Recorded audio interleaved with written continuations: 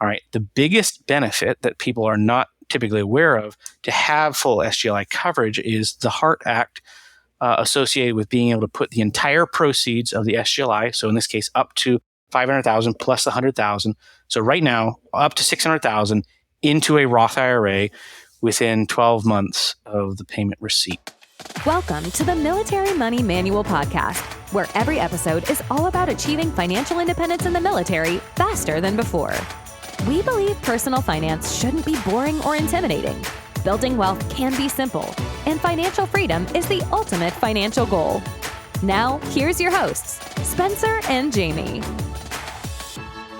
We're continuing our conversation with Daniel Kopp from Wise Stewardship Financial Planning. Last week, we discussed how to understand your money story, which was a fascinating episode. I'd recommend you go back and listen to that one. This week on the show, Daniel is going to help us with estate planning for active duty military families. Daniel, welcome back. I'm so glad to be here, and especially talking about what I think is probably one of the most unknown or at least confusing areas on how all these benefits work for those who are still on active duty.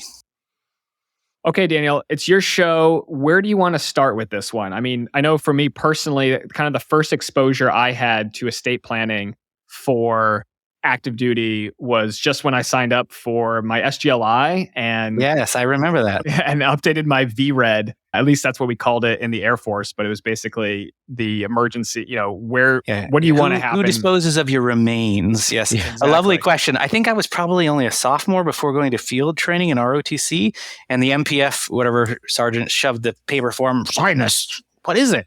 Sign it here. Okay. That's exactly what I remember. Like, here's your life insurance. Sign this. They're like, do I need it? Like, how much? Which line do I sign? They're like, just sign it. We just need you to sign it. Yeah. So first caveats, right? So I'm a financial planner, but I'm not an attorney. So what we're going to talk about today is not legal advice, and it's for information purposes only, because a lot of this is going to be very unique. But we're going to talk at the big picture level, how it's going to apply to you. So one of the things I also want to frame this, we mentioned this in the prior episode, where money can often be a taboo subject based on your experiences, your family, just your comfort level even. If money can sometimes be a taboo subject, let's just say that death is even more of a taboo subject. Yeah. I know we have some dark humor within our military circles that can alleviate that a little bit, right? But at the same time, ultimately, estate planning is combining the taboo subject of money and the taboo subject of death together. So yay, let's start there. Right. Yeah. So if this topic is hard for you, if you are sitting here listening thinking, I'm not comfortable with this, one, recognize you're not alone, okay? It's a very common reaction. So I want to just frame that starting up front. Estate planning is about love.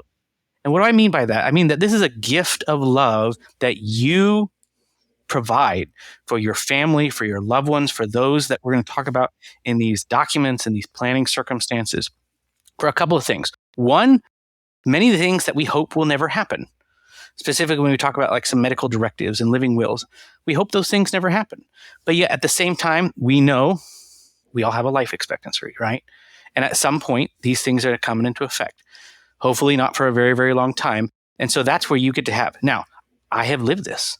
I am a widower. I have seen what a spousal death looks like, right? And so in my work now, I have the privilege of taking those personal lessons born of pain and grief to help widows. And I work with many, many widows, often Gold Star widows in my practice. So understand a lot of what we're going to talk about today is the importance of that comes down to framing. And if you can understand that this is a gift of love that you give your spouse, your partner, your children, your loved ones, your family, the causes, the values that you care about, if this is difficult, that can be an entry place, a starting point for you. So we'll start there. All right. Yeah, we talked in our episode 36 about legacy planning for military families and what I had done personally and having run an estate for a non-military relative.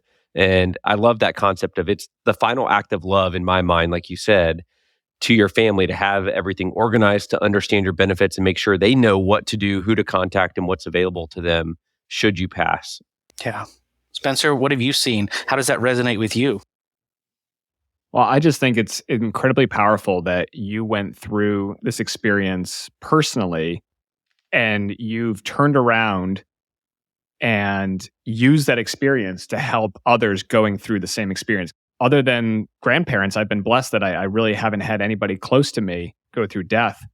But I think it's amazing that you've managed to take that experience that you went through and then turn around and offer a helping hand to those who are going through a similar experience, especially the Gold Star widows that you talked about, widows and widowers who have had service members pass away while they've been on active duty.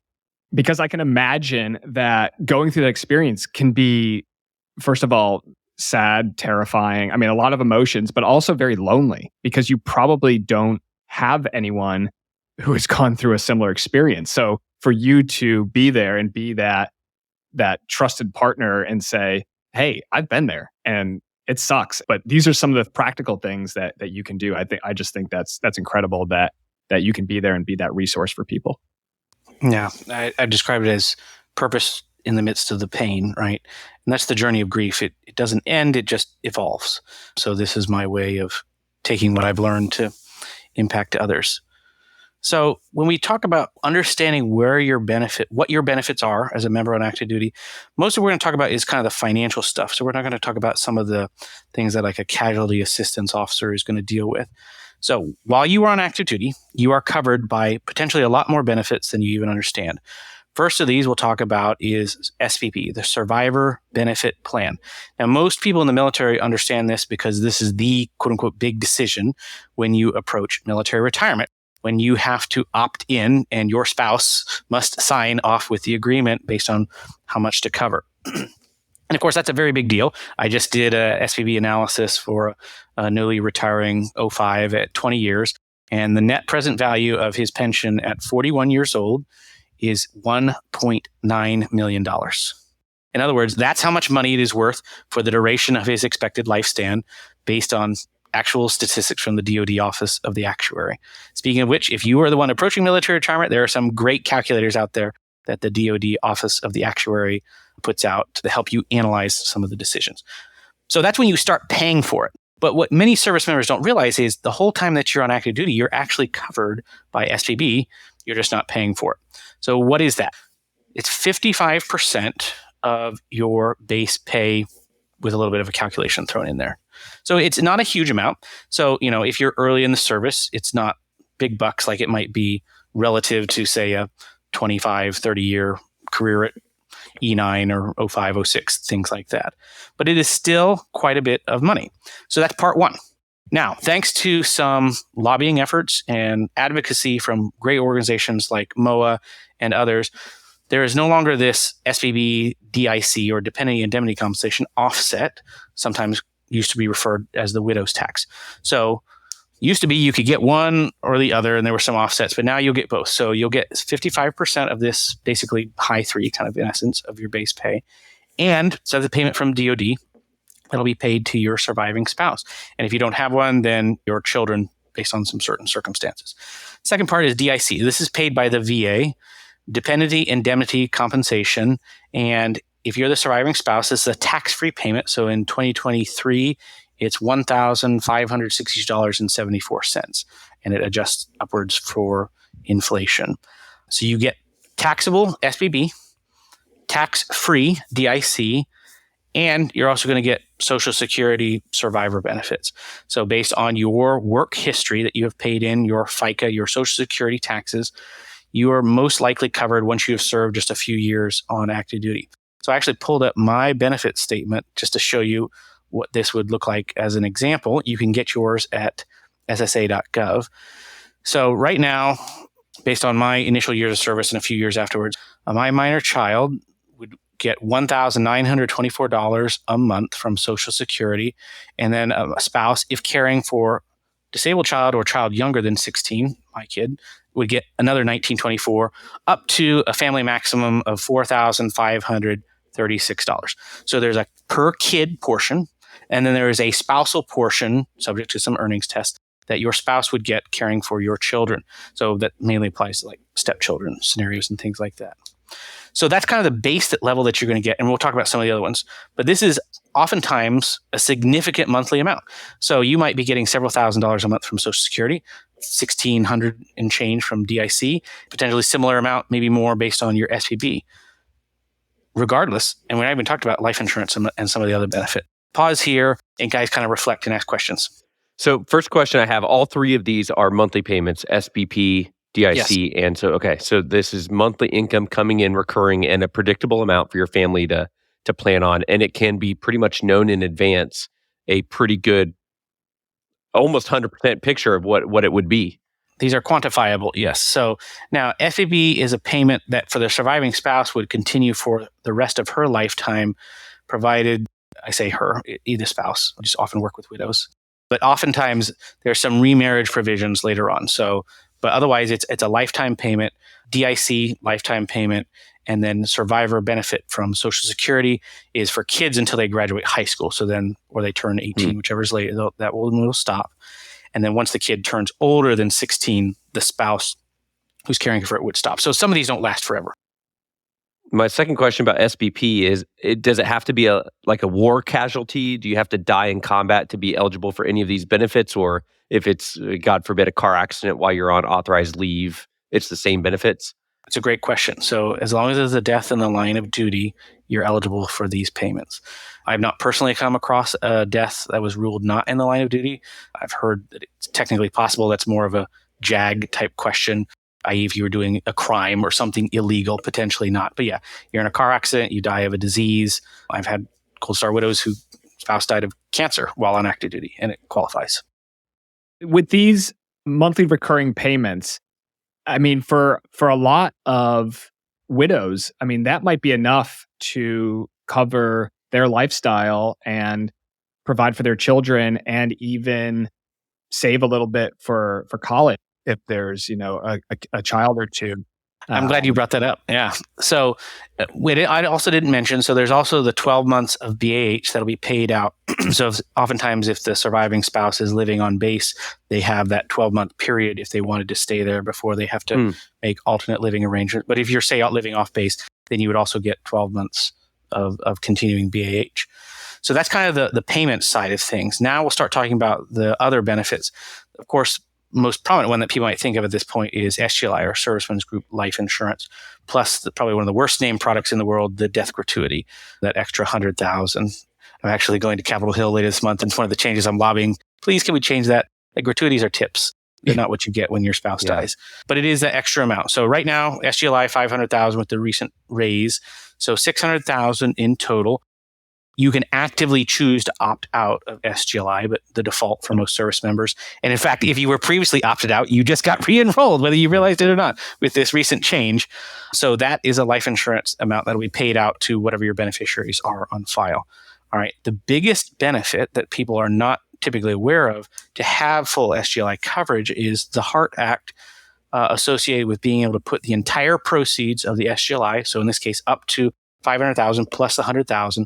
So right now, up to $600,000 into a Roth IRA within 12 months of the payment receipt. Military spouse dies in the line of duty, SGLI payment paid out. That amount can be put into a Roth IRA or covered at ESAs, but really Roth IRA is going to make the most sense for future tax-free growth. And I know you guys have talked about how much Roth IRAs benefit. So just pause for a moment and just think about the financial ramifications of an enormous lump sum going in, oftentimes at a younger age, for that kind of lifetime compounding. It's powerful. Is the SGLI payment tax-free? Yes. Life insurance in almost every single circumstances for a military member is going to be tax-free. The exceptions would be for the ultra wealthy.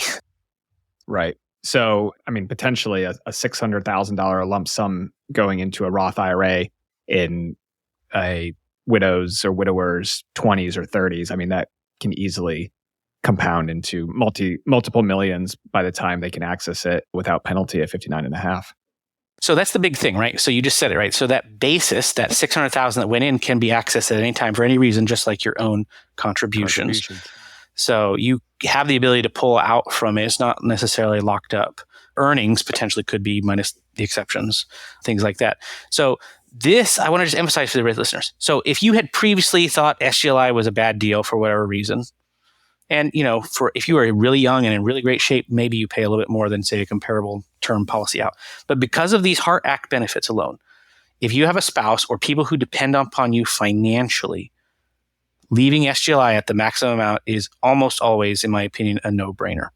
Now, if you have no dependents, maybe you don't need it as much, but don't forget to re-enroll when you get married or something like in your life changes. But because of this HEART Act benefit, in my opinion, the vast majority of all military service members should stay opted into full SGLI.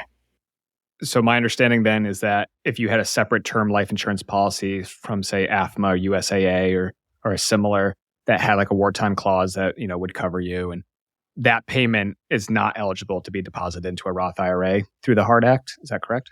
Correct. Yeah. The HEART Act is very specific. That's the payments from SGLI and death gratuity. Now, you and I know that a dollar is a dollar is a dollar. So if the sequence of when the payments arrive is a little bit off, the dollar amounts, you just have to keep track of the basis on your own. So there's some extra financial record keeping that comes along with that, but it's not hugely administrative. And the SGLI amount that you've opted into, so say you choose $100,000 of coverage, that's the most that you could then carry over to your Roth IRA in the HEART Act? Yes, plus the gratuity amount. Okay. So yes. So yeah, if you took less SGLI, this is capping some of your ability. So that's powerful. Yeah. Something that people don't always understand, right? So then you mentioned earlier, Spencer, right, paying for college. So if you die in the line of duty, whether or not you've transferred your GI Bill, your children, your dependents will be eligible for the Gunnery Sergeant Fry Scholarship, which has a few slight differences, but for the purpose of this discussion, you can think is equivalent to the GI Bill. All right. So you've got a bunch of kids. So now when you start talking about planning for how much life insurance you might need or some of these other estate planning needs, not only is there income from the sources we talked about, there's some life insurance, and now you're getting education benefits that will be in place for your kids. So the 36 months of tuition payments plus the BAH and everything that goes along with that. So you may in certain circumstances also have dependents eligible for Chapter 35, which is the VAP, but generally speaking, the Fry Scholarship is going to be more valuable, and that's typically the one that I see working with Gold Star widows. And the Fry Scholarship is a full transference of your GI benefits to your children, and then they can split it however they want? So sort of, but even more generous than that. It is not a transference. It is a Fry Scholarship for each dependent. So you've got 3 kids and a spouse. Wow. Spouse gets a Fry Scholarship, and each of your 3 kids gets a Fry Scholarship. It's not one lump sum of them like you would typically with a active duty transfer, right? And split up with the months. No, for each member, for each dependent. And we're talking about 36 months and then all the provisions of the GI Bill, but for each individual. There's some slight nuances related to time of use and things like that and remarriage provisions, but you can learn all the nuances on the VA website. But yeah, for purposes of this discussion, it's extremely generous. And when you start planning around college, like that's going to cover the vast majority of at least the financial plans that I've run. So when you say scholarship, it's not like the school is sponsoring the scholarship. This is a VA run program. Any school that will take the GI Bill will 9 times out of 10 take the Fry Scholarship. I suppose there's a few exceptions out there on the private school that I just haven't run into. And with that too, you may have the ability to get the yellow ribbon matching, right? So this becomes extremely powerful. Yeah, that is some fantastic benefits for the children there and for the widow or widower. Daniel, what's the timeline that you would expect to, I know we like to joke about having to fill out paperwork with your finance office or S1. Is this something where your spouse, God forbid something happened, they're going to be able to pay rent next month? Does it happen that quickly? So that was kind of the purpose with the original like 100,000 extra death gratuity, is the quick payment of that to help cover some of these expenses. DFAS, as you might imagine, is not always the most prompt agency, right? So sometimes starting the benefits like the SPB and the 12 months of BAH are not always immediate. At least that's been my experience over the years. Social Security, as long as you can get into a Social Security office relatively quickly, over the past couple of years, COVID made getting appointments and communicating online very, very difficult. It's starting to get better, but that mainly starts right after you've had the appointment with Social Security. DIC, again, it's kind of that same boat. So yes, you could be in a situation where there's a little bit of a cash crunch, and that's why that 100,000 gratuity shows up pretty quickly. And the SGLI payment is done as soon as you turn in basically the paperwork via the MPF. The 100K is a matter of days sometimes, typically, right? It's like your commander signs paperwork and sometimes in the week. And that's intended to help bridge that gap in that time period. I mean, I can imagine that there's probably a lot of emotions when a widow or widower would check their bank account and be like, I mean, first of all, they're processing the death of their loved one. And then second of all, they probably received the largest lump sum payment they've ever seen in their life. Is there any advice, or have you seen this and experienced it where, they call you and they're like, I don't know what to do, and what do you say to them? Yeah, I mean, the fog of grief at this time is certainly hugely overwhelming for the vast majority of widows and widowers going through this circumstance. I mean, even me as a finance nerd, knowing some of this stuff was still incredibly challenging. So that's when you, of course, the beauty of relying on your unit and the leadership and the casualty assistance officer. There's also free financial counseling that's initially provided through the VA for members who receive SGLI payouts, not just spouses, but like, say you die in the line of duty and you designate your parents, like they can also are eligible for the VA free financial counseling. So that can help be a bridge while this newly grieving member tries to figure out kind of what's next. But yeah, this is where it gets hard, right? And sometimes triaging decisions into a now, soon, and later buckets is really the best place to start. I'm going to have some checklists that referencing some of the things we talked about, where people can go to military.wisestewardshipfp.com/military money manual, and I'll give me your email and I'll send you a link to a bunch of this stuff. You guys can put it in the show notes as well about questions like checklist after a member dies, right? Resources on understanding what some of these benefits look like as we get into the estate planning and life insurance. All this stuff comes together. You're not alone. It feels overwhelming. It is. And there's places that can help. The initial steps, like initial actions, like don't spend all your money, like you get a fat payment. Like if someone calls you and their spouse just died and they haven't even had the funeral yet, what are we doing initially? Questions is that? I feel that at that stage, trying to make a lot of decisions is just overwhelming in and of itself. So don't making any irrevocable decisions if possible, and then leaning on those who are around you, who know you, who love you, who care about you. But figuring out a new baseline is typically a years-long process, not something that you're going to figure out in that first couple months even.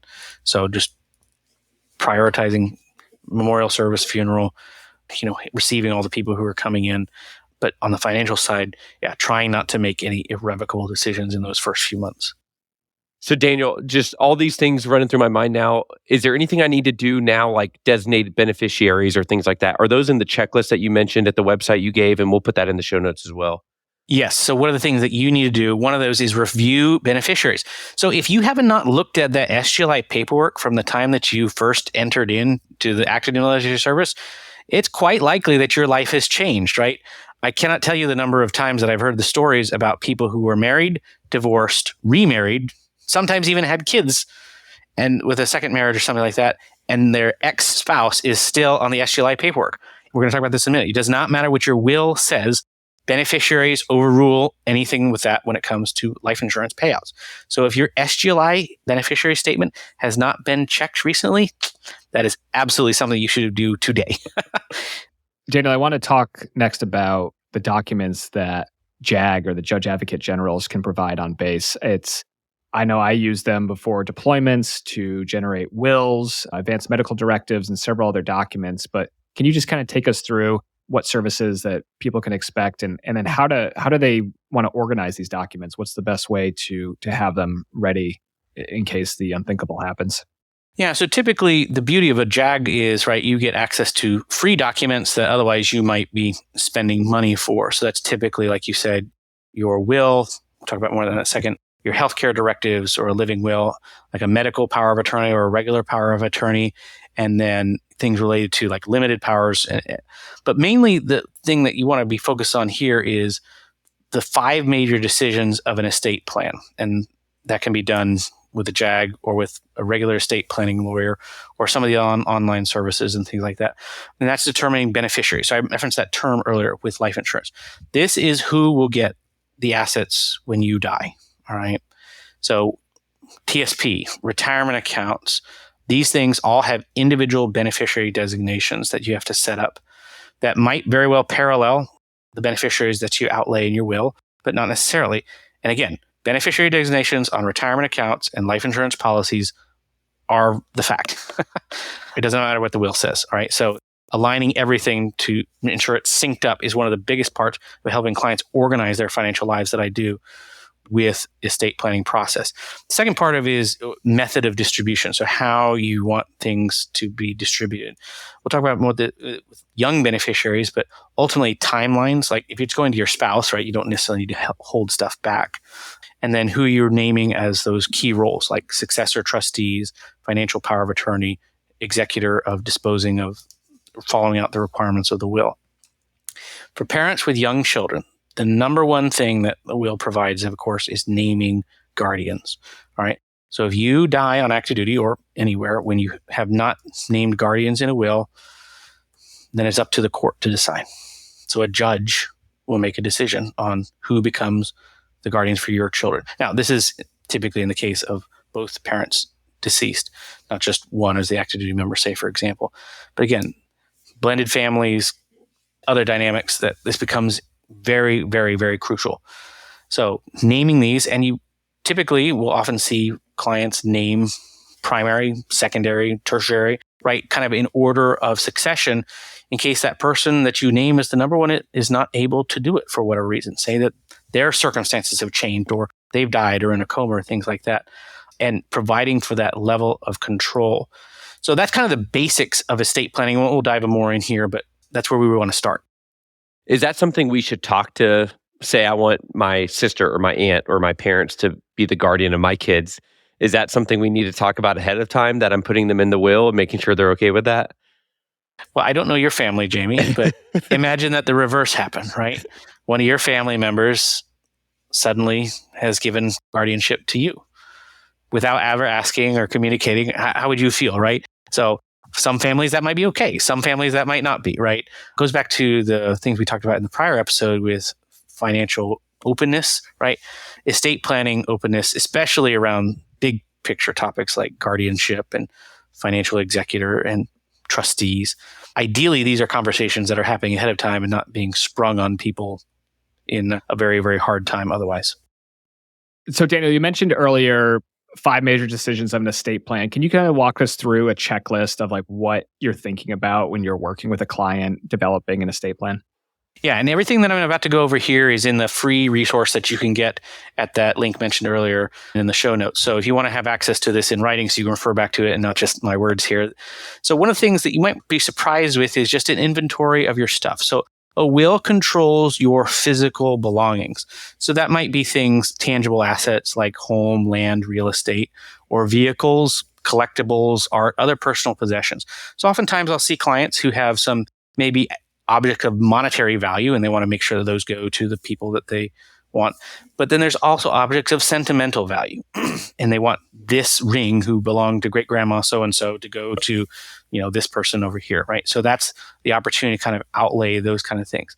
Then you also have the intangible assets that can be directed through a will.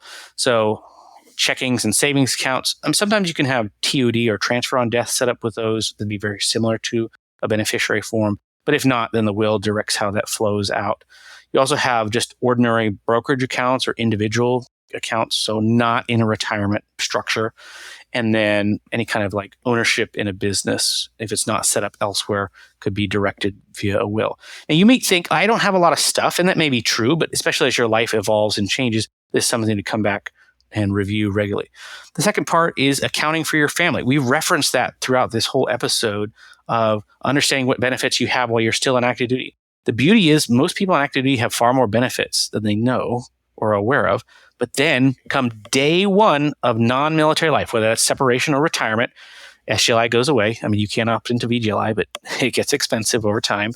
Suddenly, FRI scholarship is no longer automatic. DIC is no longer automatic. Your death has to be in the line of duty. So every time I run a financial plan, 99 times out of 100, day one of leaving military service, life insurance needs jump dramatically. Okay. So accounting for that well enough ahead of time. I know you and Eric talked about that in prior episode with Eric Baskin. So do you have enough life insurance to account for your family? And then providing some documentation around that. This is one of the things where the JAG office is not always going to be able to provide, at least in my experience, which is setting up a trust. So Spencer, when I say trust, like this word means different things to different people or contexts. What do you think when I say, no, you should consider setting up a trust? Well, I mean, the first thing that would jump to mind is some fat cat banker sitting in New York City, hiding illicit offshore assets. But so I deal with the finances in a different country, New Zealand, where trusts are much more common. A lot of people own their homes through a trust. A lot of people own their businesses through a trust because there's tax advantages to it. Yeah. Whereas in the United States, we've gotten rid of a lot of those tax advantages to it.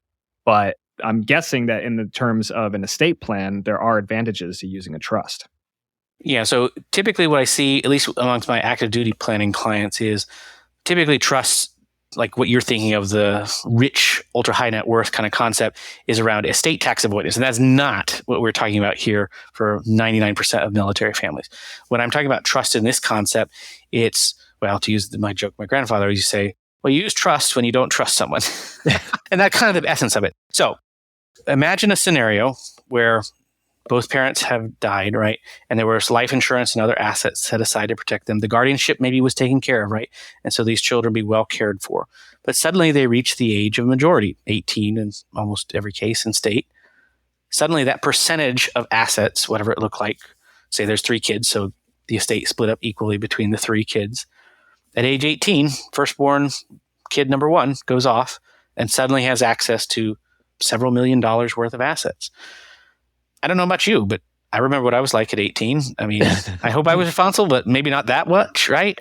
And maybe that's not the kind of financial situation that we want to set our children up for, right? So a trust provides financial control and protection for most military families in an interim stage in between early adulthood or age of majority and at some undetermined point later on.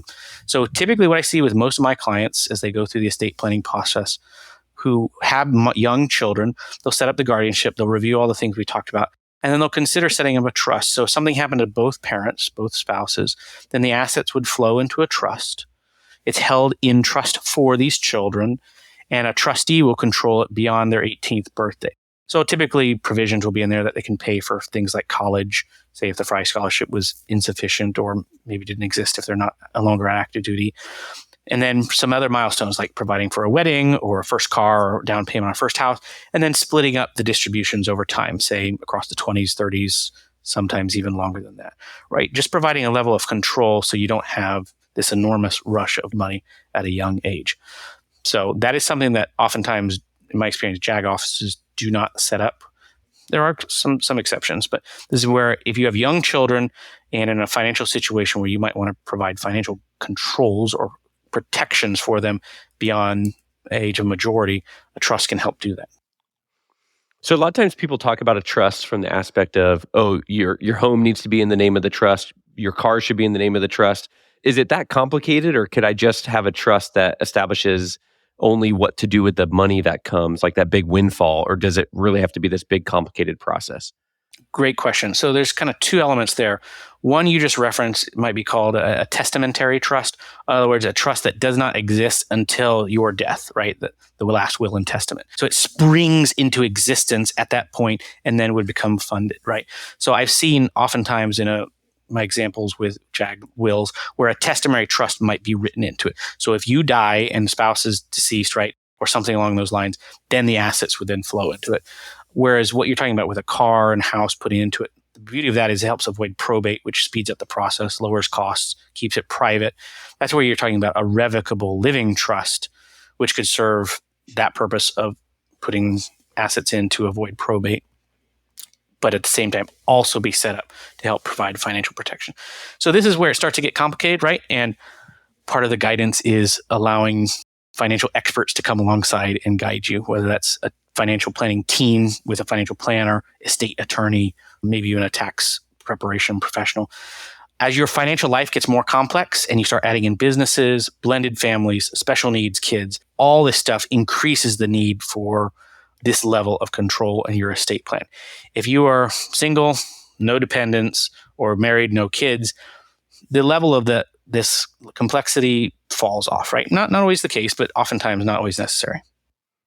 Hey, Daniel, going back a little bit, I just thought of a question I wanted to ask you. The TSP office, when I went to update my beneficiary documents recently, they told me I don't need to actually file anything with them as long as I just want it to go to my wife. Is that true? That seems kind of weird to not have that on file at all to me. This is a very interesting question and has come up a lot, especially with the recent TSP transition, because a lot of people's beneficiaries got deleted out or eliminated somehow in that kind of whole thing. So yes, part of this goes back to ERISA laws, which is laws that govern how retirement accounts work. So this is not necessarily specific to the TSP, and you can Google this, like the TSP savings plan order of precedence. So if you have never filled out a beneficiary form for the TSP and you wanted automatically it all to go to your current spouse, then that's already what's on record. So the way it works is if you don't have a spouse, then the next one would be to your child or children equally and descendants of deceased children by representation, sometimes called per stirpes, which is just the Latin for down the family tree. And if there's none, then it would go to parents equally or surviving parent. If none, to the appointed executor. If none, to the next of kin, et cetera. And it just keeps going down this order of precedence. So you would fill out the TSP, I think it's Form 3, if you wanted an order different than that. Otherwise, the order of precedence governs that and the kind of all retirement landscape when it comes to workplace 401ks, for example. Okay, so that's good. One thing off my to-do list from the checklist, I don't have to update that one account at least. Daniel, how often should I be reassessing this plan? Is this an annual thing that I'm looking at, or every 6 months, every month? Typically, anytime your life changes, right? So with active duty families, your life changes a lot. So I'm mainly talking about big financial changes. So a marriage, divorce, remarriage, having a kid, having more kids. And then with that, changing state of legal residency or changing major ownership. So you bought a new house in a different state. You may not have changed, say, your legal residency for tax and estate purposes, but you bought another one. So anytime those big financial changes that's an opportunity to go back and reassess. If none of those has happened, then typically we review that every other year with clients. The last piece I want to say too is also just, so in addition to reassessing, is just making sure storage, because just like any financial plan that's never executed, right? You can get your legal documents, but if they're not signed and appropriately notarized and then stored where people can find them, well, I think you can see the obvious, right? So getting the legal documents and then making sure that the appropriate people are informed, like we talked about with the guardianship. So you don't just suddenly spring on, hey, I made you executor of my will, but also where people can have access to these documents. So, a fireproof safe is often a good place for people as opposed to a safety deposit box. Because if you die and your heirs are trying to get into a safety deposit box at a bank, let me tell you, it's very difficult to get the paperwork necessary to get into that. And then if you don't have that, next best option might be triple bagging it in Ziplocs and sticking it in the back of the freezer, as long as people know where to get access to it. Or maybe even making a special copy or a certified copy and then giving that to somebody like your executor or successor trustee or something like that. So best plan has to be known where it's at in order to be executed.